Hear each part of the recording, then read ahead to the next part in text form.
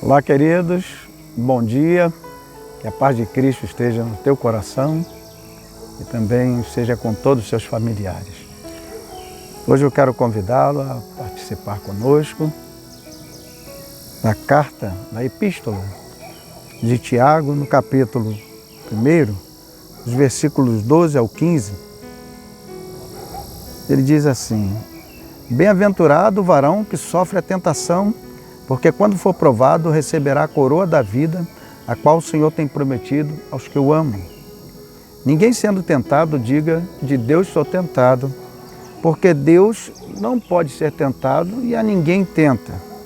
Mas cada um é tentado quando atraído e engodado pela sua própria cobiça, outras traduções, concupiscência. Depois, havendo a concupiscência concebido, dá à luz o pecado. E o pecado, sendo consumado, gera a morte.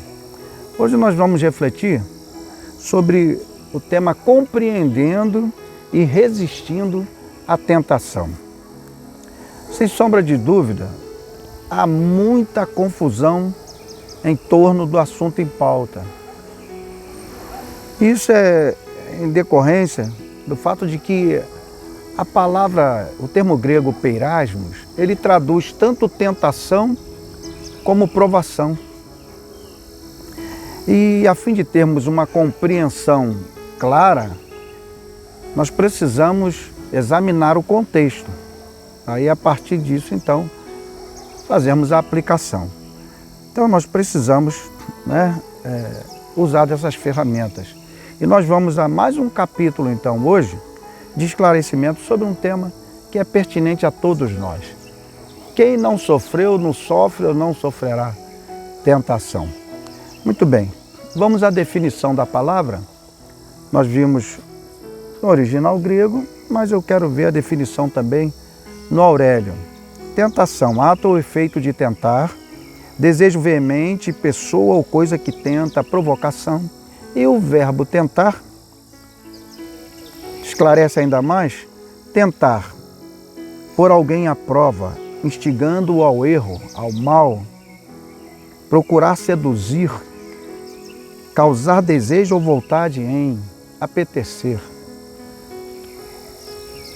Bem, a partir disso nós queremos então estabelecer diferenças, entre esses dois temas, que são temas diferentes.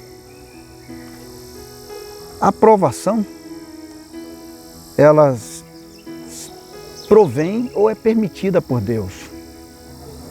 Já a tentação, ela provém do diabo. Até porque a Bíblia diz que Deus, como nós lemos aqui no Tiago, Deus não pode ser tentado e a ninguém tenta. Então, o tentador é o inimigo. A provação, ela edifica. A tentação, ela destrói. Ela derruba, ela anula. A provação, ela leva-nos à aprovação, a sermos aprovados. Enquanto que a tentação, o objetivo é nos reprovar. A aprovação, ela oriunda em Deus, meus queridos. Ela tem como propósito nos edificar a fé e, sobretudo, exponenciar o que de melhor há em nós. Ao contrário da tentação, cujo propósito é nos envergonhar, é nos anular e exponenciar o que de pior houve em nós, porque agora nós somos novas criaturas. Bem, então a partir desse esclarecimento, dessa dicotomia, dessa divisão aí entre a provação e a tentação, nós queremos então agora focar nas fontes de tentação. Quais são as fontes que o inimigo se utiliza para nos tentar? Bem, João nos dá uma aula sobre isso. 1 João, no capítulo 2, no versículos 15 ao 17, ele diz assim: não ameis o mundo, nem o que no mundo há. Se alguém ama o mundo, o amor do Pai não está nele. Porque tudo que há no mundo, a concupiscência da carne, a cobiça dos olhos e a soberba da vida, não é do Pai, mas do mundo. E o mundo passa e a sua concupiscência. mas aquele que faz a vontade de Deus permanece para sempre. Bom, nós precisamos compreender que o mundo aqui não se trata do cosmos, não se trata da criação bendita, maravilhosa do nosso Deus. Diz respeito a um sistema espiritual orquestrado por Satanás e que tem como objetivo, interferir em nossas vidas, em nossas atitudes, decisões. É um sistema maligno, Então, o mesmo apóstolo João, responsável por essa epístola, ele vai dizer lá no capítulo 5, versículo 19, sabemos que somos de Deus e que o mundo inteiro jaz no maligno. Ele não está dizendo que o controle de toda a existência das vidas está na mão de Satanás, não é isso. Ele está dizendo que a influência, sim. O controle está nas mãos de Deus, mas a influência deste mundo é satânica. Então, por isso que Tiago vai dizer, corroborando com João, na Epístola de Tiago, capítulo 4, versículo 4, ele vai dizer que a amizade do mundo é inimizade contra Deus. E quem quiser tornar-se amigo do mundo, torna-se inimigo de Deus. Então, o mundo, Satanás usa as coisas desse sistema para afetar a nossa carne. Não ameis o mundo, nem o que no mundo há. Veja, porque tudo que há no mundo, a concupiscência da carne, ou seja, a cobiça da carne. Isso não diz respeito à nossa matéria, como nós vimos no vídeo anterior, sobre a diferença entre sarx e soma, as duas palavras gregas que traduzem matéria, corpo, substância. Sarx é aquelas regiões mais baixas da moralidade humana, são aquelas áreas de inclinações perversas, da natureza decaída, totalmente contrária à vontade de Deus. Então, o apóstolo Paulo, em Romanos, no capítulo 8, dos versículos 5 a 8, ele vai dizer que os que são segundo o Espírito inclinam-se para as coisas do Espírito, os que são segundo a carne inclinam-se para as coisas da carne. A inclinação da carne produz morte, a inclinação do Espírito produz vida e paz. Os que estão na carne não podem agradar a Deus. Diz que a carne ela é contrária à vontade de Deus. Então, não é recomendável flertar com a carne. É só nós observarmos o exemplo, o apóstolo Paulo, recomendando ao seu filho na fé Timóteo, o jovem pastor, 2 Timóteo 2,22, ele diz assim: foge dos desejos da tua mocidade. Foge. Essa é uma área que não se deve tentar encarar, lutar. Bom, mas o apóstolo João também fala da cobiça dos olhos. E é mais uma via que o inimigo estrategicamente se utiliza, irmãos, para nos levar à queda, à ruína, ao pecado. É só nos lembrarmos de Eva. Gênesis 3,6, não sabemos quanto tempo ela conviveu com o fruto, aquela árvore da ciência do bem e do mal. Mas a verdade é que Satanás a induziu, a Bíblia diz que ela, tendo olhado, viu que o fruto era bom para tomar e comer.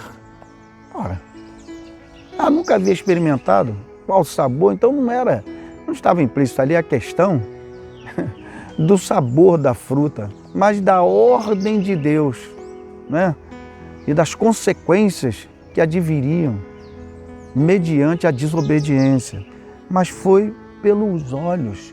A Bíblia diz também, em 2 Samuel 11:2, que Davi, os seus soldados, o seu exército saiu a peleja, ele ficou no palácio, tirou uma soneca, aquela cestazinha depois do almoço, estava se espreguiçando lá nos arredores, de repente ele olha e vê Batseba nua, se banhando. E a partir dali, do que ele viu, aquilo que o Tiago falou, tendo engodado. O problema não é o olhar. Tanto que Deus enfatiza a grandeza de Jó. Vê tu, meu servo Jó, Satanás, homem justo, reto, temente ao Senhor seu Deus e que se desvia do mal. O problema não é se deparar com o mal, é alimentar o mal. Então, Jesus nos advertiu acerca da soberba dos olhos. Ele vai dizer em Mateus 6, 22 e 23, uma coisa interessante. Ele diz que os olhos são a candeia do corpo. Se teu olho for luz, todo o teu corpo é luminoso. Mas também, se ele for trevas, teu corpo vai ser todo tenebroso, né? Então, meus queridos irmãos, ele, por fim, fala da soberba da vida. Ora, isso aqui é o retrato do narcisista, né? Diz respeito à arrogância, a soberba de alguns que ignoram Deus, que enxergam-se a si próprio, né? Que não, eles olham o outro de cima para baixo, atribuem todo o seu sucesso, tudo que quanto possui, a si mesmo. Então, veja só, isso é o retrato, né, do que aconteceu com Lúcifer. A Bíblia diz em Isaías 14:12, que Lúcifer diz o seguinte: tu dizias no teu coração, eu subirei ao céu, acima das estrelas de Deus, eu exaltarei o meu trono, e no monte da congregação eu me assentarei, nas extremidades do norte eu subirei acima das mais altas nuvens, e eu serei semelhante ao Altíssimo. São os 5 erros de Satanás, soberba pura, né? Salomão já nos advertia, né, em Provérbios 16:18, que a soberba precede a ruína e a altivez a queda. Então, Jesus também nos preveniu em Lucas 12:15, que nós não devemos nos basear, nos firmar nos bens, né? Acautelai-vos e guardai-vos da avareza, porque a vida de qualquer um de vós não consiste na abundância dos bens que vocês possuem. Então, muita gente aposta tudo, né, nisso aqui e gera essa soberba. Satanás foi assim que ele tentou a Jesus. A Bíblia diz que ele o conduziu ao alto monte e mostrou de lá todos os reinos, a glória do mundo. Ele disse, olha, vê, tudo isso eu vou te dar se tu prostrado me adorar. Então, a soberba da vida. Tiago 4,6 diz que Deus resiste ao soberbo, dá, porém, graças ao humilde. Bem, então, como vencermos, então, pastor? Você me pergunta a tentação. Como é que a gente dá um freio nesse mal? Bom, eu quero partir do conselho de Jesus, em Marcos 14:38. Jesus disse, vigiai e orai para que não entreis em tentação. O espírito, na verdade, é pronto, mas a carne é fraca. Então, é melhor orar e vigiar para não entrar em tentação do que depois ter que resistir à tentação. Então, Jesus disse, ele nos deu essa receita, né? Vigilância. É a figura do soldado numa guarita. Não pode cochilar não pode dominar, tem que estar o tempo todo antenado, totalmente ligado. E a oração é imprescindível para não entrarmos na tentação. Jesus orava, ensinou a orar e ordenou a orar. Já falamos muito sobre a oração em outro vídeo, então vamos avançar. Jesus nos deu essa receita. Vigiar e orar para que não entreis em tentação, né? Mas não adianta ser vigilante e não orar. Também não adianta ser de oração e não ter vigilância nenhuma.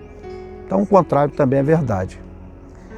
Bem, esse foi o conselho de Jesus. O conselho de Pedro, 1 Pedro 5:8-9, ele diz, sede sóbrio, vigilante, porque o diabo, vosso adversário, anda ao vosso derredor, rugindo como um leão, buscando a quem possa tragar, ao qual resistir firmes na fé. Jesus falou de vigilância, Jesus falou de oração, Pedro acrescenta o conselho pelo Espírito Santo, a fé. A fé é tudo, é a nossa arma. A Bíblia diz que essa é a vitória que vence o mundo. 1 João 5,4 é a nossa fé, né? Então, é a fé em ação. A fé é uma arma indispensável. Nós precisamos crer que o sangue, o nome, o Espírito de Jesus Cristo, o poder do Espírito Santo, a palavra de Deus, foi como Jesus refutou todas as tentações do inimigo, anulou toda a argumentação dele pela palavra. Mas isso é pela fé. Você não está vendo nada, não sente nada, mas solta a palavra, libera ela. Então, olha, Hebreus 10:38 diz que o justo viverá da fé. Ele acrescenta no 39, se ele recuar, a minha alma não tem prazer nele. Mas nós não somos daqueles que recuamos para a perdição, mas daqueles que creem para a conservação da alma. Então, temos também o conselho do escritor aos Hebreus. No capítulo 2, versículo 18, ele vai dizer que Cristo, em tudo sendo tentado, sem pecar, pode socorrer aos que são tentados. Então você que está vivendo aí uma tentação enorme, não sei de qual cunho, nem que área, nem que local, né? Nem do que se trata. Que tentação é essa? Tentação de abandonar o seu lar? Está sendo tentado a quebrar a aliança do teu casamento, meu irmão, minha irmã? Você está tentado, sabe, a abrir mão da tua hombridade, da tua honestidade e entrar num negócio escuso? Você está sendo tentado em qual área? Não importa, Cristo pode te socorrer. Mas tem o conselho de Davi. Você se lembra que pelos olhos ele contemplou Batseba e caiu? Depois, lá no Salmo 101, versículo 3, ele diz assim, olha, não porei coisas más diante dos meus olhos. Então, blinda a tua visão, sabe? Seleciona, seja mais seleto naquilo que você olha, vê. Você já sabe que vem chumbo grosso, poxa, que vem promiscuidade, que vem prostituição, nudez, vem tudo que é contrário aos valores de Deus, do seu reino, não põe diante dos teus olhos. Lembre-se do conselho de Jesus, é melhor vigiar e orar para não entrar em tentação, porque depois resistir à tentação é pior, né? Então, a palavra em ação, é ela que vai nos socorrer.